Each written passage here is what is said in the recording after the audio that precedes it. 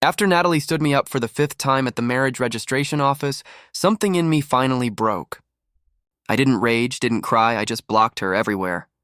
No more calls, no more texts, no more chances. If friends invited me somewhere and she was on the guest list, I declined. If I knew she liked a certain café, I'd take the long way around just to avoid walking past it. Even at company events, if her name showed up, I'd quietly file for leave. And that New Year's Eve, when she came to my door with gifts and tears, I sat inside, lights off, pretending no one was home. I vanished from her world completely. There was a time when my heart beat only for her, when her smile could lift me up and her silence could crush me. But the fifth time she left me waiting at that registry office, I finally woke up. I didn't want to live like this anymore, chained to someone who only remembered me when it was convenient. If being abandoned was my only role in her story, then I'd rather step out of it entirely. That day, the office was filled with laughter, couples holding hands, signing papers, smiling into forever, while I sat alone on a cold bench, watching it all like a ghost. When my phone finally rang, I thought maybe, just maybe, it was her. But it wasn't, it was Victor. "Hey Kevin, sorry man." I got scratched by a stray cat. "Natalie's here with me at the hospital for a rabies shot." His tone was casual, even smug, like he was proud of it. That was the fifth time she'd stood me up because of him. The last time he twisted his ankle. Before that it rained and she ran off to bring him an umbrella. Another time he was drunk and she rushed to rescue him. Every single time it was Victor. Always Victor. When the registry staff gently asked, "Sir, will you still be registering today?" I shook my head. "No," I said quietly. "Not today. Not ever." And for the first time I meant it. There was no anger left, just this strange, calm emptiness. I typed one final message. "We're done." Then I blocked her and walked away. I didn't go home right away. I just wandered through the city until I ended up inside a small coffee shop. The smell of roasted beans and the hum of soft jazz wrapped around me. And then I realized it was her favorite place. Even when trying to avoid her, I'd still found my way back to her world. Funny thing is, Natalie was the one who chased me first. The day she joined our company, she bumped right into me, papers flying everywhere. She laughed, cheeks red, and later told me that was the moment she decided I was the one. She said I looked gentle, dependable, her ideal man. I didn't think much of it then, but she started bringing me lunches, waiting for me after work, sending late-night texts. Before I knew it, we were together. 2 months in, I called her one evening. A man's voice answered. "You're Kevin, right?" "I'm Victor." "Natalie's in the kitchen, cooking noodles for me. She'll call you back." I could hear her humming in the background, pots clanging, laughter spilling into the phone. That was the moment I learned his name. Victor, the childhood neighbor, the one who'd just come back from studying abroad. She said it was nothing, but my gut told me otherwise. The first time I met him, I understood everything. He was tall, charming, effortlessly confident, the kind of guy who looked like life always bent in his favor. From the moment he walked in, his hand rested on her shoulder, like a quiet claim. During dinner, they shared food, laughed in sync, and forgot I was even there. She peeled shrimp for him, picked out fish bones for him. And I just sat there, invisible. That's when I knew. Natalie might have been my girlfriend on paper, but her heart had never really left Victor. I sat across from them that night, watching the two of them laugh like they were in their own private world. I was supposed to be the boyfriend, but somehow I was the third wheel. I forced a smile, swallowing the knot in my chest, and looked at Victor. "Looks like you two are closer than I thought," I said lightly. He didn't flinch. He just smiled, that confident, effortless smile of his. "Don't get me wrong, Kevin. Natalie and I are childhood sweethearts. We just know each other better than anyone." He stretched out that last word, anyone, like he wanted it to sting. Then he leaned toward Natalie, voice teasing. "See? I told you not to drag me here. Kevin's getting jealous." Natalie frowned, but not in the way I hoped. "Don't be ridiculous. Kevin's not that petty." But even as she said it, her hands moved automatically, peeling a shrimp and dropping it into Victor's bowl, just like muscle memory. Like she'd done it 100 times before. After that night, Victor became a constant in our relationship, an unwanted shadow that never seemed to leave. Every date, every weekend, there was always some emergency. A fever, a lost house key, a sudden stomach ache. And every time, Natalie would drop everything and run to him. No hesitation, no apology. Eventually, I couldn't keep it in anymore. "Can't you and Victor keep a little distance?" I asked one evening, trying to sound calm but failing. She brushed it off with a soft laugh. "Kevin, he's been abroad for so long, he's just more open. Besides, we grew up together. If there was really something between us, we would have been a couple already." But Victor didn't hide it. His little provocations, the way he looked at me, like I was temporary. And Natalie, she stayed so composed, so sure of her innocence, that I started doubting myself. Was I being insecure? Or was I finally seeing things for what they were? When I got home later that week, I noticed a pair of women's heels by the door, the ones I'd bought her. My chest tightened. She still had the spare key I'd given her, and there she was, curled up on my couch, asleep. She looked pale, worn out. I walked past her silently, hung up my coat, and went straight into the kitchen. The air between us was heavy, thick with everything unsaid. Her voice cracked when she finally spoke. "Kevin, why did you block me on WeChat? Why won't you answer my calls?" I tied on my apron, my tone flat. "I sent you a message. I said we're done." She sighed, voice trembling. "All because I couldn't make it to register the marriage? I'm sorry, Kevin. Victor really did get scratched by a stray cat. The wound was deep." The knife hit the cutting board with a sharp thud. "Natalie," I interrupted. "This is the 5th time you've stood me up because of him." She blinked, stunned. "But nothing happened those other times. Why are you making such a big deal out of it now?" That was the moment I realized she truly didn't see the problem. To her, everything she'd done was normal. The tomatoes beneath my knife had turned to mush, red juice splattering across the counter, just like the last bit of patience left inside me. "So, let me get this straight," I said quietly. "Victor can call you anytime, anywhere, and you drop everything.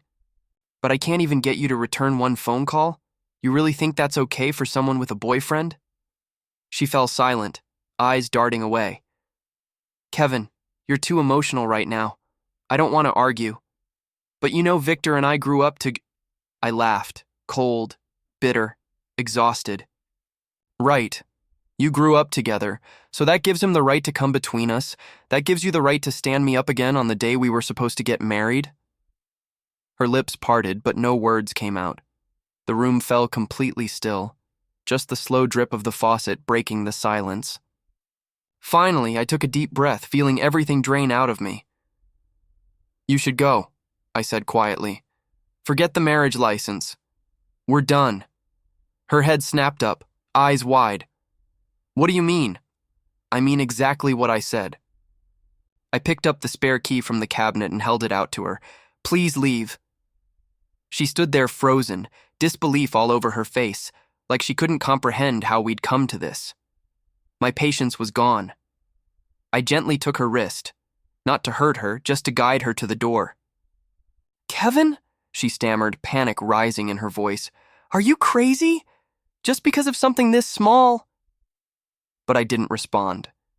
I simply closed the door. Quietly. Finally. My biggest feeling through the entire relationship with Natalie? Exhaustion.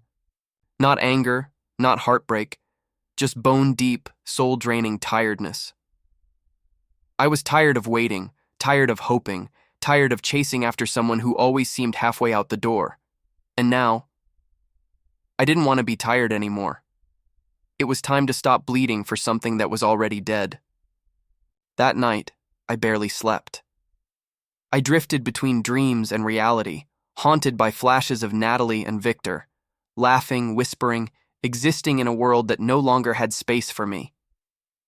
When I finally dragged myself to the bathroom, the man staring back from the mirror startled me.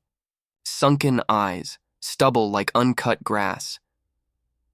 I looked like someone who'd lost not just a relationship, but himself.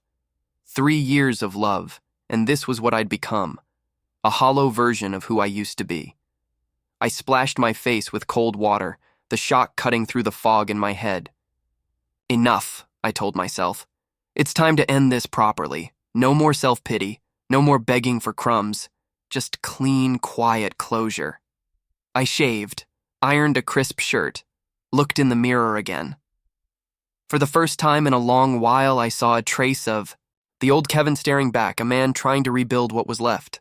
My phone buzzed. A friend's voice came through, cheerful and oblivious. "Kevin, same spot tonight. Don't you dare ditch us again for your girlfriend." "Will Natalie be there?" I asked before I could stop myself. He laughed. "Of course. Weren't you two getting your marriage certificate? When's the wedding?" "I broke up with her," I said flatly. The line went quiet. Then a shaky, "Broke up? What happened?" "Just happened yesterday. And listen, if she's going to be somewhere, don't invite me." He stammered something about being sorry, then hung up, clearly stunned. I couldn't blame him. Everyone knew how much I'd loved Natalie. I'd been that guy, the one who spoiled his girlfriend so much it became a running joke. I remembered one night during a group dinner, she mentioned craving a trending cake from the other side of the city. It was pouring rain, thunder shaking the windows, but I went anyway. When I came back, drenched and shivering, I held that delicate little cake box like it was treasure. Everyone laughed, calling me whipped. I just smiled and said, "She's still young. What's wrong with spoiling her a little?" She was 3 years younger, with that innocent baby face that made you want to protect her. And I did. Too much. I stayed up late finishing her reports, bought her designer bags, kept heat packs in her desk for when she got cold. I was her safety net, her caretaker, her quiet constant. Even her parents joked that I'd spoiled her beyond repair. But somewhere along the way, I stopped asking the most important question. Did she ever really love me back? That thought hit harder than I expected. I sat there for a while, staring at nothing, and then I posted a single tweet. "Long live singlehood." The picture was of the sunrise outside my window, golden light breaking through thick clouds. Symbolic, maybe even dramatic, but it felt right. Like I was breathing again for the first time in years. Within minutes, my phone lit up. Likes, comments, messages from friends. Some were shocked, others curious, a few concerned. But me, I felt lighter, freer. Then I saw it, a group message about an upcoming company trip. And right there in bold letters was her name. Without a second thought, I opened the HR app and applied for leave. I didn't need to prove anything anymore. I just wanted peace. Outside, the sun was warm, the breeze gentle. The world didn't feel heavy anymore. Maybe it was time to disappear for a while, to go somewhere the past couldn't find me. Somewhere with waves and salt in the air. Maybe Hawaii. Funny thing is, that place had once been our dream. I'd spent a month planning it. Flights, hotels, even matching sun hats. She promised, "Nothing's going to get in the way this time." Not even Victor. But 5 minutes before boarding, her phone rang. One look at her face, and I knew. Victor got into a fight at a bar.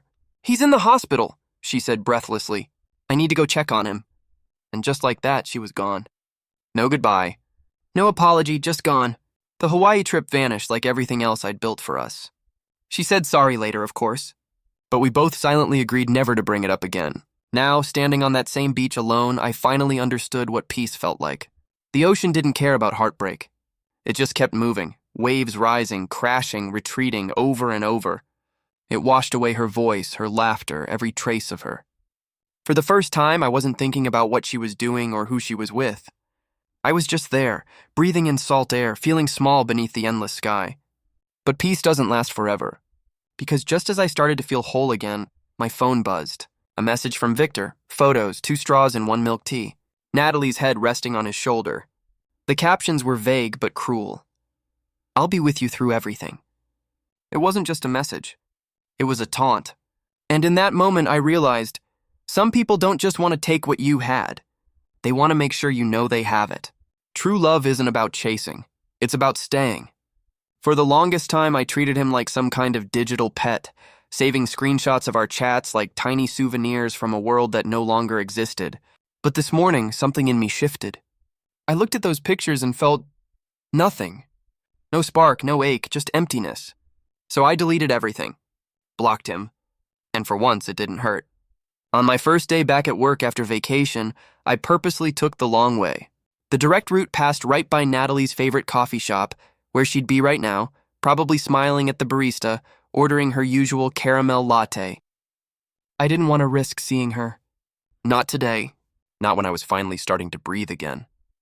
When I got to the office, my desk was stacked with snacks and little notes from coworkers, pity disguised as kindness. Apparently, the breakup news had made its rounds faster than a company memo. I buried myself in work, letting the noise of the office drown out the thoughts in my head. Then Ryan tiptoed over, whispering like we were plotting something illegal. "Boss, I heard you and Natalie had a falling out?" Without looking up, I said flatly, "Not a falling out. A breakup." He hesitated, scratching his neck awkwardly. "Then, what about the joint project with her department?" "Follow the process," I said. "Business is business." And that was the truth. No matter how ugly the breakup had been, I wasn't going to let it bleed into my work. Feelings were one thing. Deadlines were another. But fate had its own sense of humor. At the break room door, I ran straight into her. She looked wrecked. Dark circles, pale skin, the kind of tired that makeup can't hide. I tried to walk past, but she grabbed my sleeve. "Kevin, it's been days. You can't still be mad, right?" I almost laughed. "Natalie, did you hit your head? We broke up. Do you understand what that means?" Her lips trembled, but she didn't move. Just because I didn't show up to register the marriage. That's when I did laugh. Out of disbelief, out of exhaustion, she still didn't get it. She still thought this was something fixable. A few coworkers pretended to pass by, clearly eavesdropping. I lowered my voice. "I don't want to argue here. But remember this, when it's over, it's over. Stop showing up and making a scene." I pulled my arm free and walked away. Didn't look back. After that, I threw myself into work. Any task that required dealing with her, I delegated. Every time we crossed paths, she'd slow down, waiting for eye contact. I never gave it. She was just another person in the hallway. Then on Friday, the old CEO called me in. "Kevin, that London branch position is still open. You said you needed time to consider your relationship." "That's not a problem anymore, is it?" I paused. Half a year ago, I'd turned down that same offer because Natalie said she couldn't handle long distance. She'd cried, said she'd feel insecure without me. So I stayed. I thought it was love. Looking back, it was just weakness dressed as devotion. This time, I didn't hesitate. I signed the papers, my signature sharp and certain. "I'm ready whenever you need me." A few weeks later, just before the new year, I went to the mall to buy my mom a gold necklace. Something simple, something she'd love. I was leaning over the display case when a voice behind me froze me in place. "Kevin." I didn't need to turn around. I knew that voice. And when I did, there they were, Natalie and Victor hand in hand. Their fingers intertwined like they'd been that way forever. Victor's smile had that smug I won look that made my stomach twist. "What a coincidence," he said, flashing their matching rings under the light. "Couple rings. We have you to thank." "Really? If you hadn't stepped aside, who knows how long we would have stayed confused." Natalie looked like she wanted to disappear, but Victor squeezed her hand tighter, grinning at me like he'd just claimed a prize. And for the first time, I didn't feel angry. I just felt done. Like the final page of a story I didn't need to read again. Compared to him, Natalie's reaction was different. Her head stayed down, eyes darting nervously like she was searching for an escape. When she caught the scorn in my stare, she even stepped back without realizing it. Funny, really. Just a few days ago, she was begging me to take her back. Now here she was, clinging to another man like some fragile bird trying to look innocent. That kind of quick switch would put a Sichuan opera master to shame. At first, I wasn't planning to say anything. I was ready to walk away, leave them to whatever performance they wanted to put on. But then I saw Victor's smug little grin, and that changed everything. If they wanted to put on a show, fine. I could give them an encore they wouldn't forget. I straightened my tie, a slow smile curving across my lips. "You really like picking up what other people throw away, huh?" One sentence, and the color drained from both their faces. My gaze lingered on Natalie, deliberate, sharp. "Makes sense," I said softly. "A cracked pot fits a broken lid. You two really are made for each other." She froze, lost for words. Victor's face twisted, his composure slipping fast. "Kevin, since when did you become this bitter?" He spat. "Talk all you want, I'm still the one standing next to Natalie now." I laughed, low and amused. Doesn't it sting hearing the truth? Bragging about stealing someone else's relationship? Tell me, is that really your proudest achievement? He snapped like a cat with its tail stepped on. "You don't get it," he barked. "Natalie and I were childhood sweethearts. If you hadn't gotten in the way," I cut him off, calm and measured, Oh, right, childhood sweethearts. And yet, after all those years, she still didn't choose to marry you. Ever wonder why? I shook my head with a quiet laugh. You're the only third wheel I've ever seen so proud of himself. Really? Iconic? He clenched his fists so tight the veins stood out, but Natalie grabbed his arm, stopping him. That line had hit exactly where it hurt most. Around us, the café had gone silent, except for a few whispers rippling through the crowd. I could almost taste the gossip in the air. Satisfied, I reached for the wrapped necklace on the counter. Wishing you both eternal happiness, I said lightly. And please, do the world a favor. Stop dragging other people down with you. At the New Year's Eve dinner table, my mom kept piling food into my bowl. Why didn't you bring Natalie home this year? She asked, smiling. We broke up, I said casually. Her hand froze midair. What happened? Everything seemed fine. I didn't want to dump all that mess on them during the holidays, but they wouldn't stop asking. So I told them the whole story. How I'd been stood up at the marriage registration office 5 times. My mom slammed the table, furious. Unbelievable. Losing you is her loss, our gain. Don't worry, son. I'll introduce you to someone better. My dad jumped in immediately. Yeah. Uncle Lee's daughter, she's got a PhD. I couldn't help but laugh. Dad, Mom, I'm leaving for London right after the holiday. Can we skip the matchmaking talk? At that, my mom went quiet. She placed a piece of braised pork into my bowl. Eat more, she said softly. Once you're in the UK, you won't get to taste your mom's cooking anymore. Her voice trembled and something in me cracked a little. I lowered my head, hiding my eyes behind a mouthful of rice. In that moment, I made myself a promise I'd work harder, go further, and one day give my parents the life they deserved. After dinner, I was washing dishes when the doorbell rang. My dad muttered, "Who's visiting at this hour on New Year's Eve?" He peeked through the peephole and his face changed instantly. Son, he said hesitantly. I wiped my hands and came over. Through the peephole, I saw her, Natalie, standing there in the hallway, wearing the white down jacket I'd bought her last winter, arms full of gift bags, shifting from foot to foot. Do you want me to let her in? My dad asked quietly. No, I said firmly. I don't want to see her. Still, the bell kept ringing. Over and over, the sharp chime echoing through the quiet apartment. My mom frowned, glancing at the clock. It's late. The neighbors will start complaining. My dad sighed, finally opening the door just a crack. Natalie, he said, his voice colder than usual. Kevin's not home. You should go, it's freezing out. I know he's home. Her voice broke, trembling. Please, Uncle. Just let me see him. Through the kitchen glass, I saw her hands gripping the doorframe, red and raw from the cold. And for the first time that night, I didn't know whether to feel anger or something else entirely. Just 5 minutes, she begged. I just want to explain, then I'll leave. My dad stood there awkwardly, scratching his head, caught between the two of us. But before he could say anything, my mom stormed forward, pulling him aside and blocking the doorway like a shield. Her arms crossed, eyes blazing. Don't you have any shame? She snapped. You were seeing my son while flirting around with another man. And now you show up here clinging like a leech? Have you no dignity left? Natalie staggered back, disbelief written across her face. The same woman who once treated her like a daughter, who used to set out her favorite dishes and speak to her with that soft, motherly tone, was now glaring at her like something dirty on the floor. My son treated you like a treasure for years, my mom continued, her voice trembling with anger. And this is how you repay him? My dad's tone turned firm. Natalie, take these gifts and go. Don't come back again. My mom reached for the door and gave her a gentle shove toward the hallway. Go, she said sharply. Just go already. Natalie's voice cracked. Auntie, please. Just let me talk to Kevin for a moment. But before she could finish, the door slammed shut with a hollow thud. My phone buzzed nonstop with New Year's greetings. Friends, co-workers, even distant relatives. Ryan called, his voice full of excitement. Happy New Year, boss! Happy New Year, I replied, half distracted as I zipped my suitcase for London. What's up? You're not going to believe this, he said between bursts of laughter.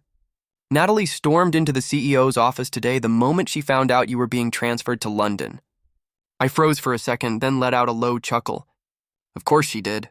Only now did I realize just how impulsive she could be. Did she really think the company revolved around her? What did the CEO do? I asked, already knowing the answer. Ryan snorted. Kicked her out on the spot. Said if she pulled another stunt like that, she could pack her things and leave for good. I sighed quietly, a weight lifting from my chest. This opportunity, this second chance I'd fought to earn, I couldn't let it slip away because of her again. Stepping out onto the balcony, I saw her below, Natalie, still standing there in the snow. Her breath came out in small clouds as she rubbed her frostbitten hands together. Her nose was red, her cheeks streaked with tears frozen mid-fall. Once that sight would have wrecked me. Even a paper cut on her hand used to make my chest tighten. But now, my heart felt like stone. The same scene that once would have broken me only looked hollow. Who was she performing for? The world? Me, herself? If she'd truly cared that much, she wouldn't have tossed me aside for Victor, again and again. I turned, slid the balcony door shut, and with it closed out the wind, the snow, and her. Early the next morning, knock, knock, knock. Then again. Knock, knock, knock. I groaned, burying my head under the covers, but the sound stabbed right through the silence. My parents had gone to visit relatives. I was alone. Sleep was gone for good. I threw the covers aside and stomped to the door, half awake, fully irritated. When I yanked it open and saw who it was, my anger spiked instantly. Natalie. I took a deep breath, but the fury that had been simmering all night boiled over. Natalie, do you even know what time it is? It's New Year's Day and you're pounding on someone's door like this. What's wrong with you? She froze, one hand still raised mid-knock, staring at me like she'd seen a ghost. I knew I looked rough. Messy hair, crumpled t-shirt, dark circles. Nothing like the calm, collected version of me she remembered. But I didn't care. Her voice came out small, trembling. Kevin, are you still mad? Mad? No, that would have meant I still cared. You don't have the right to make me angry, I said flatly. She twisted her hands, fumbling with her words. I couldn't reach you. You blocked my number, my WeChat. You even took back the spare key. I regretted opening the door. Listening to her talk felt like reliving every mistake I'd already buried. I started to close the door, but she shoved her shoulder into the gap. Don't close it, please, just talk to me. I have nothing to say to you. Then I'm not leaving, she said stubbornly, eyes glassy with tears. I looked at her, shivering in the doorway, too proud to leave, too desperate to stop, and realized she wasn't going anywhere unless I let her in. And if the neighbors saw her like that, there'd be rumors for weeks. After a long pause, I stepped back. Fine, come in. She slipped inside quietly, sitting across from me on a dining chair like a nervous student. Hands on her knees, back straight, eyes trembling. Then she took a deep breath and finally said it. Kevin, let's get back together. Her voice wavered, but her eyes didn't. I've thought it through. I only